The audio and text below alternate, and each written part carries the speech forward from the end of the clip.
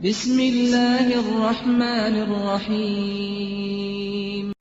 Oleh karenanya, kalau kita sudah berbicara tentang kemenangan, ya, meskipun kemenangan yang sungguhnya adalah di akhirat, tetapi seorang mukmin seharusnya di dunia dia akan merasa bahagia jika dia beriman kepada Allah Subhanahu wa taala, jika dia bertobat kepada Allah Subhanahu wa taala. Ya, makanya Allah Subhanahu wa taala berfirman, "Man 'amila shalihan min dzakarin aw untha wa huwa mu'min, falanuhyiyannahu hayatan thayyibah." Ya, barang siapa ya beramal saleh, baik seorang lelaki maupun wanita, dan dia dalam kondisi beriman, maka kami akan berikan dia kehidupan yang baik, dia akan bahagia. Adapun orang yang berpaling, bermaksiat, maka akan diberikan kesengsaraan. Kata Allah Subhanahu wa taala, "Wa man a'rada an dzikri fa inna lahu ma'isyatan dhanka." Barang siapa yang berpaling dari peringatanku, maka baginya kehidupan yang menyempitkan, dadanya sesak.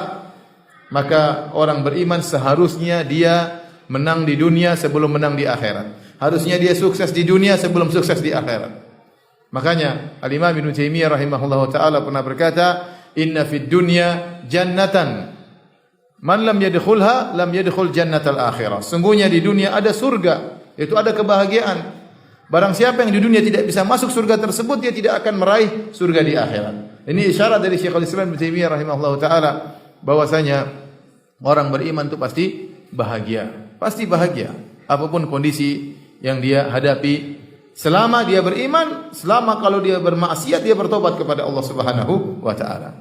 Adapun orang yang bermaksiat, maka dia akan diberi kegelisahan, meskipun dia dipenuhi dengan harta, meskipun dia dipenuhi dengan ketenaran, ya, memiliki jabatan yang tinggi, tapi kalau dia suka bermaksiat, dia pasti gelisah, ya. Kata Allah Subhanahu wa taala, "Alladzina amanu wa tatma'innu qulubuhum bi dzikrillah." Ala bi dzikrillah tatma'innul qulub.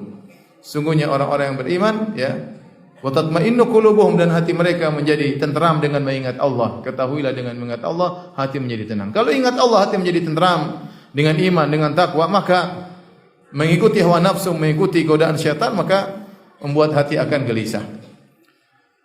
Hadirin hadirat yang Allah Subhanahu wa taala. Intinya kalau Anda ingin sukses di dunia, terlebih lagi sukses di akhirat, maka jauhilah diri Anda dari dosa-dosa. Dan kita sadar bahwasanya kita pasti berdosa. Ini sudah sifat dasar manusia. Allah menciptakan manusia dengan sifat memiliki potensi untuk berdosa. Sebagaimana kita manusia memiliki sifat potensi untuk makan, untuk minum, ya. Ya, maka demikian juga punya potensi untuk bermaksiat. Dan Allah menciptakan kita demikian. Ada hikmahnya kenapa kita bermaksiat, di antaranya agar kita bertobat kepada Allah, agar kita kembali kepada Allah Subhanahu wa taala, agar kita mengakui kekurangan kita, agar kita tidak sombong, tidak angkuh dengan ibadah yang kita lakukan, karena kita sadar kita penuh dengan kekurangan. Makanya Allah Subhanahu wa taala mengatakan dalam hadis qudsi, "Ya ibadi innakum tukhti'una bil-laili wan-nahar." Wahai hamba-hambaku, sungguhnya kalian berdosa siang dan malam. Kalian suka berdosa. Hadirin hadirat yang dirahmati Allah Subhanahu wa taala. Bagaimana kita menghadapi kenyataan kita sering berdosa? Solusinya sangat mudah, yaitu bertobat. Sering bertobat kepada Allah Subhanahu wa taala. Bagaimanapun seorang berusaha untuk menghindarkan dirinya dari dosa, dia tidak bakalan mampu. Kita berusaha, jangan bermudah-mudah melakukan maksiat. Tapi bagaimanapun hebatnya Anda pasti akan terjerumus dalam dosa. Nabi SAW bersabda, "Istaqimu wa lan tuhsu." Istiqomalah kalian tidak bakalan mampu. Siapapun dia. Para anbiya juga bersalah. Nabi Adam pernah bersalah, Nabi Nuh pernah bersalah, Nabi Ibrahim pernah bersalah, Nabi Musa pernah bersalah, Nabi Yunus pernah bersalah. Nabi Muhammad SAW juga pernah bersalah. Tapi mereka semua adalah hamba-hamba Allah yang selalu bertobat kepada Allah Subhanahu wa taala. Jadi harus ada dalam benak kita bahwasanya yang buat kita sengsara, yang buat kita tidak bahagia, yang buat kita gagal di dunia maupun di akhirat adalah karena dosa-dosa yang kita lakukan. Oleh karenanya kita dapati betapa banyak ibadah-ibadah yang agung ganjarannya adalah diampuni dosa-dosa. Karena dosa-dosa yang bikin masalah. Contoh, haji, ibadah yang sangat agung. Apa pahalanya?